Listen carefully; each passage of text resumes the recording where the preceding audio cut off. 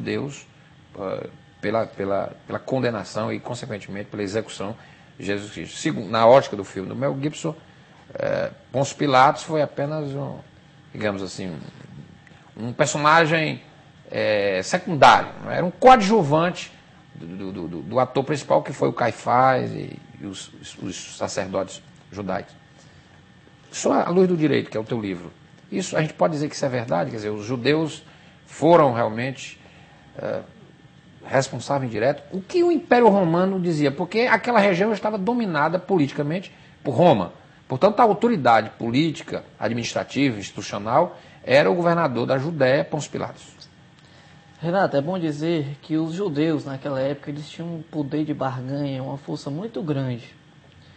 Então, diante disso, Pilatos ele já havia feito práticas condenáveis por Roma.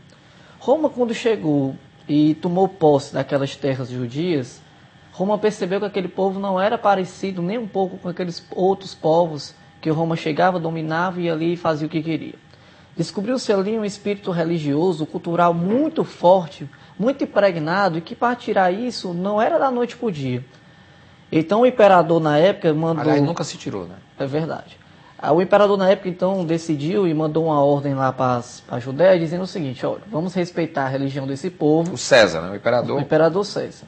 Vamos respeitar a religião desse povo e a cultura desse povo, e desde que eles não nos afrontem, eles vivem na deles, a gente vive na nossa. Pilatos... Pagando os impostos. Pagando os impostos, está tudo muito bem. Pilatos não acatou de imediato essa ordem. E aí o que foi que Pilatos fez? Primeiro, Pilatos entrou no Templo de Salomão, que era aquele templo que causou toda aquela confusão de Jesus, que expulsou os vendilhões, e simplesmente lá do Santos dos Santos, o Santos dos Santos era um tabernáculo que tinha, que ficava em um recinto protegido por várias cortinas, e ali ficava o erário, né, e outras coisas de posse de instrumentos religiosos do povo judeu. Então era algo imaculável, ninguém podia chegar nem perto, a não ser o sumo sacerdote, uma vez por ano, numa festividade do Cefé, que inclusive foi próxima à morte de Jesus, mas no futuro a gente explica. E então, o que é que Pilatos fez? Mandou seus soldados armados, entrou lá, roubou o que tinha para criar aquedutos que ligassem Jerusalém até a Judéia, levasse água. Mas tudo bem que o que ele estava querendo levar era desenvolvimento, era uma questão higiênica melhor, era levar água tratada para esse povo e tudo mais, mas eles sentiram isso como um vilipêndio às questões morais e religiosas deles. Enviaram um ofício então para Roma. Chegou o primeiro ofício lá, o imperador tomou ciência, deu uma chamada isso tudo a gente encontra nos anais romanos, e Flávio Josefo cita isso. Está registrado. Está registrado. Porque o Pôncio Pilatos é uma figura da história que é comprovada a existência dele. É comprovado, existe uma lápide hoje, a única comprovação real que a gente tem fora os livros é uma lápide que está lá, se salvo engano, no Vaticano, que tem a inscrição: sumo prefeito, Pôncio Pilatos, tem um ano e o que é que ele fez. E essa lápide existe. Então, o imperador deu a primeira chamada de atenção em Pilatos por esse desvio, esse erro de conduta, esse desacatamento à sua ordem de respeitar as questões religiosas e morais do povo de Israel.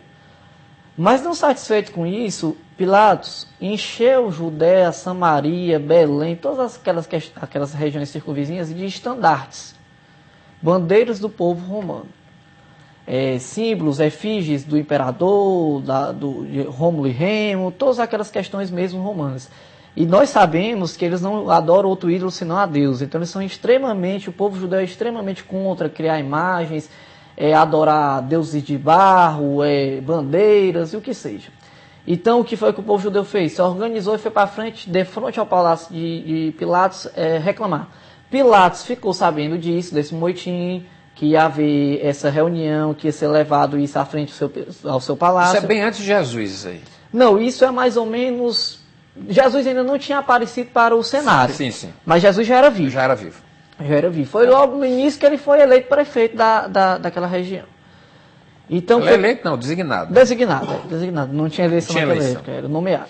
Então, o que foi que ele fez? Ele, sabedor disso, colocou vários e vários soldados seus fantasiados de judeus, né, misturados ali com a população, e na hora que a população chegou para fazer esse motim na frente dele, ele levantou a mão e todos os soldados romanos então tiraram de dentro das suas roupas espadas e começaram a fazer ali um massacre, um hecatombe.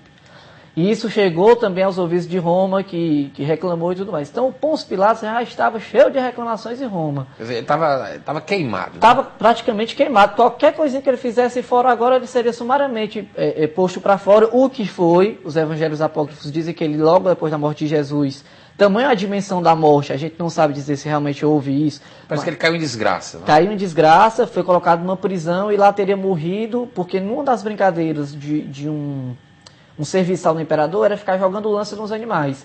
Pilatos estava por trás de um desses animais e a lança teria ferido ele teria morrido. Mas isso eu gosto de dizer que não está grafado. Mas eu aligo que realmente quando Pilatos morreu, ele não tinha mais poder nenhum na estrutura do império. Ele já estava em desgraça total. Agora, isso não está grafado de forma fidedigna. Está nos evangelhos apócrifos, que há quem diga que não tem a sua fidedignidade. Né?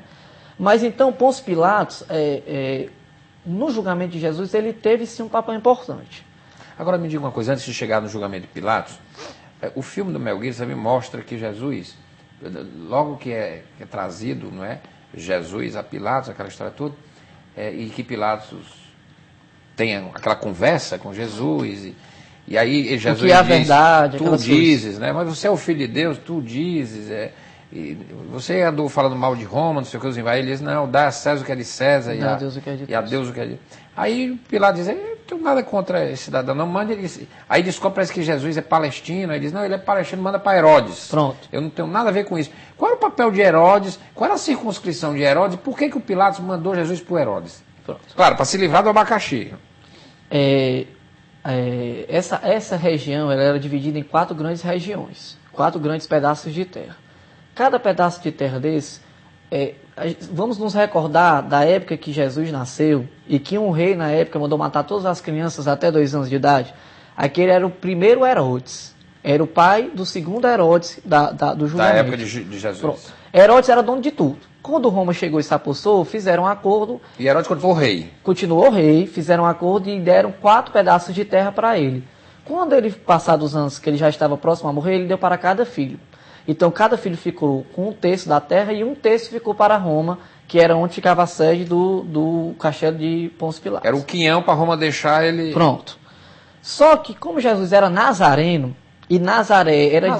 Jesus era palestino ou era judeu, de fato? Nazaré era uma região de onde? Eu diria que era da Judeia. Era judeu, ele era judeu. Ele nasceu em Nazaré. Ele nasceu em Belém. Belém, não é? Que ficava próximo ali. Mas como ele fez todos os atos em Nazaré, e aí sim, todos os atos ofensivos contra Roma e contra... A jurisprudência era Nazaré. A circunscrição era de Nazaré. Aliás, a circunscrição. Só que Herodes não tinha esse poder. Mas o que é que Pilatos fez? A primeira grande evasiva de Pilatos foi essa. Vixe, eu não tenho competência para mexer nisso. Ele já tinha visto, já tinha entrevistado Jesus, sabia que Jesus não tinha crime. Disse ele várias e várias vezes, eu não vejo crime nenhum nesse homem, não vejo atitude nenhuma nesse homem, que me vilipendi, que acha que eu tenho que tomar uma atitude arbitrária e tudo mais. Vou mandar ele para Herodes, que isso Herodes deve tomar conta, lá na Galileia. Sim, sim. Então ele enviou para Herodes. Chegou lá e tem aquela célebre pantomima que a gente lê na Bíblia, que Herodes mandou colocar nele um manto púrpura e a coroa de espinhos, que já tinha acontecido antes lá no Palácio de Roma. Ele já chegou com a coroa de espinhos. Ele já chegou para Herodes com a coroa de espinho? Já chegou para Pilatos com a coroa de espinho. De Herodes? Quem colocou foi Herodes, porque Herodes chegou e disse, quem és tu? Aí ele disse, eu sou Jesus. Aí as pessoas disseram, não, ele não é Jesus não, ele está dizendo aí que é rei dos judeus. Ah, então tu é rei dos judeus? Pois menino, traz aí, bote aí um manto nele, bote uma coroa nele, que ele vai sair daqui como rei. E lá ele apanhou, lá ele foi cuspido, lá muitas e muitas coisas ele sofreu. Então ele disse, não, leva para Pilatos, eu não tenho nada a ver com isso não. Voltou para Pilatos. Essa foi a grande primeira evasiva de Pilatos. Eu não sei se eu queria até questionar contigo. Eu li que numa conversa de Herodes com Jesus, Herodes era muito chegado a ouvir histórias de profeta, de cartomante, de pessoa que prediz o futuro. Misticismo. Era muito místico. E era medroso, tinha medo dessas histórias e acreditava piamente em alguém que pudesse prever o futuro dele, se ele ia...